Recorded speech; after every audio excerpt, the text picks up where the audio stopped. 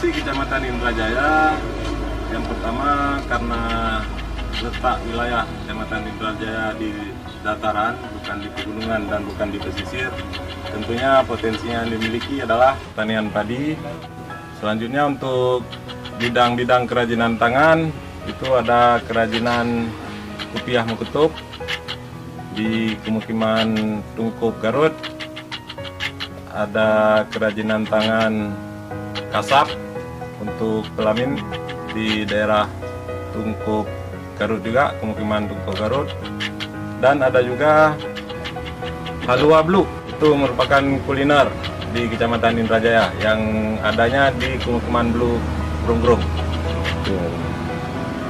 Selanjutnya mungkin ada juga kuliner-kuliner makanan pada sore hari itu di pusat pasar Calu,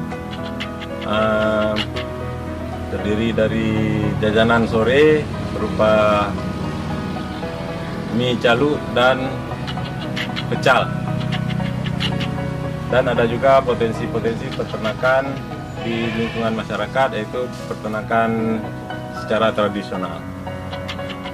Iya, sepertinya selain pertanian ada tanaman palawija yang di sela-sela menanam padi. Itu tanaman apa saja Pak kira-kira? Di sela-sela penanaman padi mungkin masyarakat memanfaatkan untuk tanaman-tanaman yang muda yang masa panennya tidak terlalu panjang, seperti jagung yang terlihat di belakang saya ini. Ada juga tanaman cabai, kacang, dan lain-lain sebagainya. Iya. Ada saya dengar itu olahraga gulat gitu Pak. Apakah benar asalnya berkembangnya topnya di Kecamatan Indrajaya Pak?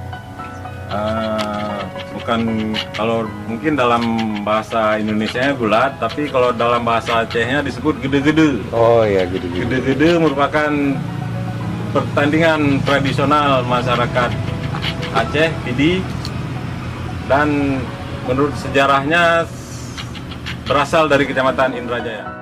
Ini dalam bertani, apakah masyarakat sudah menggunakan pupuk organik? Gimana?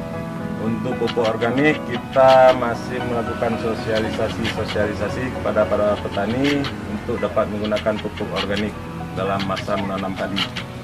Begitu ya? Ya.